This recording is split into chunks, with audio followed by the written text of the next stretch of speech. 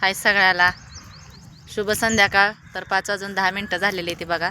तर आबाळ आलेलं आहे, हो काही दिसतंय का तुम्हाला? तर कसं वातावरण झालं, एकदम शिरवाळ शिरवाळ असं पडलेलं आहे मस्तपैकी. तर ऊन नाही, छान वाटतंय बरं का. आबाळ आलंय बघा कसं आहे का. तर वातावरण 2-3 दिवस असं सांगितलेलं होतं. तर बघा बसली पिरूच्या बागेत, हो काही का खुरपलेली वळ. आणि हो काही आता मी पण आज खुरपले, एवढं वजं काढलेलं आहे बघा गवताचं. एक वळ अर्धी वळ पूर्ण काढलेली. आणि ह्या काही आहे का. तर कसं दिसतंय बघा, केवढं मोठं वजं काढलेलं आहे. तर वजं भरपूर मोठं काढलेलं आहे. तर ब्लॉक काढायला कारण एवढंच की पप्पा इथं काय भाड्या ते. तर मी वर इकडं पिरूच्या बागेत आहे आणि रस्त्याने भैयाचे पप्पा रोटराय गेल्यात वाटतं. तर विषय काय आहे आजचा विषय, खूप ह्याचा आहे. तर माझ्या ताईंनो दादांनो, म्हणजे सगळ्यांनी ऐका, प्रत्येकाची वेळ सारखीच नसते. आणि सगळ्यांना आधी माझ्या ताईंना दादांचे धन्यवाद माझ्या ब्लॉगबद्दल मध्ये.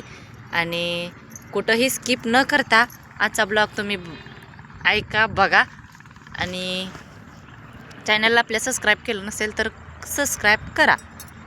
तर बघा विषय काय आहे महत्त्वाचा म्हणजे आमच्या ह्याच्यातला महत्त्वाचाच आहे, म्हणजे माझ्या ह्याच्यातला. तर बघा असा विषय झाला होता की प्रत्येकाला अडचणी ही प्रत्येकाला येत असते. कोणालाही असं नाही की अडचण येत नाही अशी नाही, अडचणी प्रत्येकाला येतच असते. तर आता तुम्ही बघताय माझ्या कानात तर नाही, माझं कानातलं ते सोनं माझं म्हणजे काय आहे ते माझं पण सगळं ठेवलेलं आहे सोनारापाशी. तर का ठेवलं तर आमचे रोज 500 रुपये 400 रुपये हजेरीनं कामाला जात होते लोकांच्यात. आत्तापर्यंत कामालाच जात होते बरं का. पोरं मोठी झाली तरी कामाला जाते. तिनं लग्न झाल्यापासून मी लोकांचंच काम करत होते. मग काय म्हणते ती की पचल तेवढं खावावं माणसानं, किंवा वजं जेवढं उचलतं तेवढंच वजं उचला होतं, बरोबर आहे की नाही. मग आता रोजगार जर करणाऱ्या माणसापाशी तर एवढं पैसे असतात का? नसत्यात. मग कुठलंही काम करायचं म्हटलं तर स्वतःच्या पैशांतर तर कधी होतच नसतं. आणि आम्ही तर परिस्थिती अजूनही नाही तशी आणि पहिलीही नव्हती तशी. मग माझं बी सोनं ठेवलं होतं घाण, आणि ठेवायला नको होतं ते आमच्या सासूबाईंचं सोनंसुद्धा आमच्या मालकाने नेऊन ठेवलं. का तर एक काम आपण केल्यामुळं, तर सगळ्यांना माहिती आहे, आमच्या भाऊकीतल्या पाहुण्यासनी सगळ्यांना माहिती आहे आम्ही काम कुठलं काय केलं आहे ते. आणि त्या का जवळजवळ तर त्या भरपूर पैसे लागत होते. पदर तर 1 रुपयासुद्धा जवळचा नव्हता. सगळं उचलून याचं त्याचं व्याजानं काढून काय सोनं नाणं ठेवून, सोनं तर कुठे एवढं करून ठेवलेलं होतं, थोडंफार होतं तेच की आपलं. पण माझं आणि सासूबाईंचं सुद्धा सोनं ठेवलेलं होतं. सासूबाईंचं काय सोनं होतं, 1 माळ आणि कानातली जुबं एवढंच नेऊन ठेवलं होतं. तर बघा बरेच दिवस झालं नेऊन ठेवलेलं आहे. त्यांचं पण बरोबर आहे, मागत होती. सासरा बी मागते तर सासू बी मागते. ती सोनं दे बाबा लेकाला म्हणते बरं, मागणं हे त्यांचं बरोबर आहे. बाबा तू काय करतो, इतक्या दिवस झालं सोनं ठेवलं आहे, आणून द्या ना काय द्या ना अशी म्हणत होती. हे आज देतो उद्या देतो, आज देतो उद्या देतोच म्हणत होती. पण मागू द्या, मान्य आईवडील आहे ती दिले म्हटल्यानं मान्य, मला मागू द्या त्यांनी. पण दुसरी पण अशी बोलायला लागली ती की नको, ती म्हणजे बोलायला लागली जसं काय जणू त्यांनीच पैसे भरल्यात का काय, असं मला वाटतं सोन्यालाच आमच्या सासूबाईच्या. पण म्हणू द्या, पैसे भरले मी म्हणत नाही, माझ्याच मालकानं पैसे भरले, त्यांनी सासूबाईंनी स्वतःच्या कष्टाने घेतलेलं आहे ते. आणि आम्ही काय ते सोनं मोडलेलं सुद्धा नाही. तुम्हाला आज ना उद्या म्हणजे कधीतरी आणलंच, आणि ते बघायला मी दाखवणार सुद्धा आहे, व्हिडिओ काढणार आहे त्याबद्दल सुद्धा. तर मोडलं नाही तसंच आहे. पण अडचणी एक मोठा हप्ता भरलेला नाही मैत्रिणीनं आपण आणि दादांनो, हप्ता तटलेला आहे. आणि आत्ताच सोनं आणून दे, आत्ताच तू सोनं आणून दे असं म्हणते ते. तर मी काय म्हणलं, हो ना तुम्ही 5 रुपये टक्क्यानं पैसे काढा आणि द्या. ज्याला कळलं आहे किंवा ज्याला माहिती झालं आहे बाबा सोनं ठेवलं आहे तू, असं म्हणायला लागले, तसं ह्यांना म्हणायला लागले.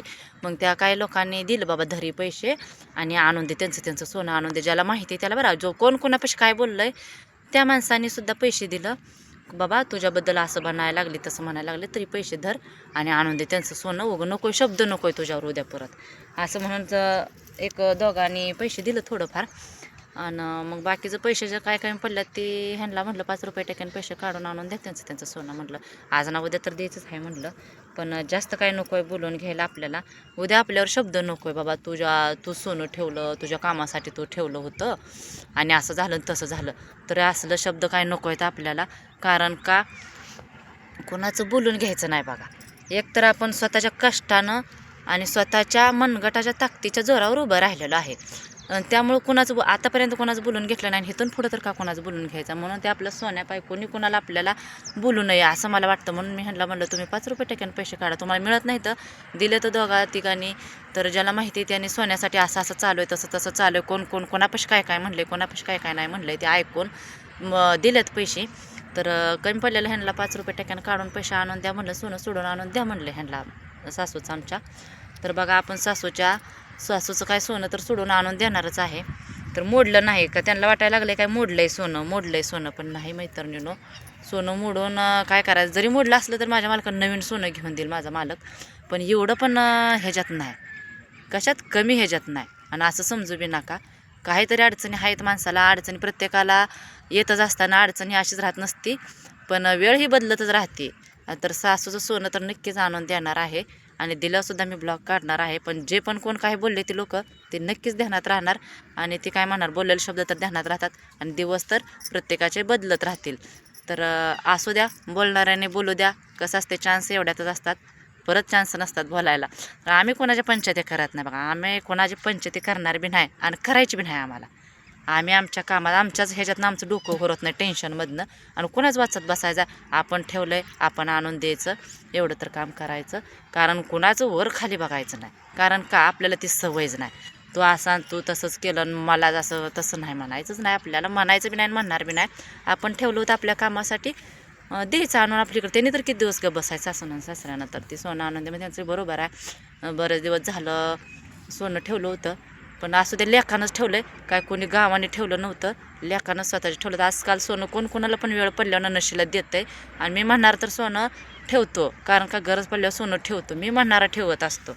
तर मग ही काय त्यांच्या लेखानेच ठेवलेलं होतं, काय दुसरं कोणी ठेवलेलं नव्हतं. तर असू द्या, त्यांचं बी देणं गरजेचं आहे आणि द्यायचंच आहे मैत्रिणींनो, दादांना माझ्या द्यायचंच आहे. सोनं मोडलेलं नाही की काही सुद्धा नाही, पण सासऱ्याचा आमच्या घर वेगळा झाला, ह्यानं सोनं मोडले का काय. तर नाही मैत्रिणींनो, नक्कीच सोनं त्यांचं आणून दिलं कारण व्हिडिओ काढून देईल. ते काय का करणं, तिकडं आपण पंचायत करायची नाही त्याच्या सोन्याची, आणि करणार बी नाही.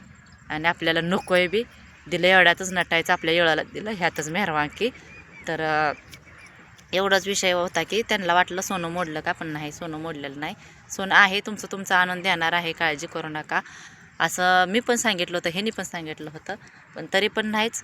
बरं बाकीच्यासुद्धा बरंच काही बोलून गेलेले आहेत. बरं असू द्या, जाऊ द्या, सोनं हाय ठेवलं आहे म्हटलं बोलणारच की. मी माझं मोडलं तरी चालतंय, मी काही म्हणत नाही. आपल्या प्रपंचाला मोडलं म्हणायचं, परत आपणच घेणार आहे. तर असो, तर बाय सगळ्यांना. कसं वाटतं कसं नाही, अडचणी प्रत्येकाला येत असतात, गरजाही प्रत्येकाला पडत असतात. तर ठीक आहे, व्हिडिओ मोठा होतो आपला, बोलू आपण नंतरच्या ब्लॉगमध्ये. तोपर्यंत बाय बाय सगळ्यांना आणि व्हिडिओ पाहिल्याबद्दल धन्यवाद.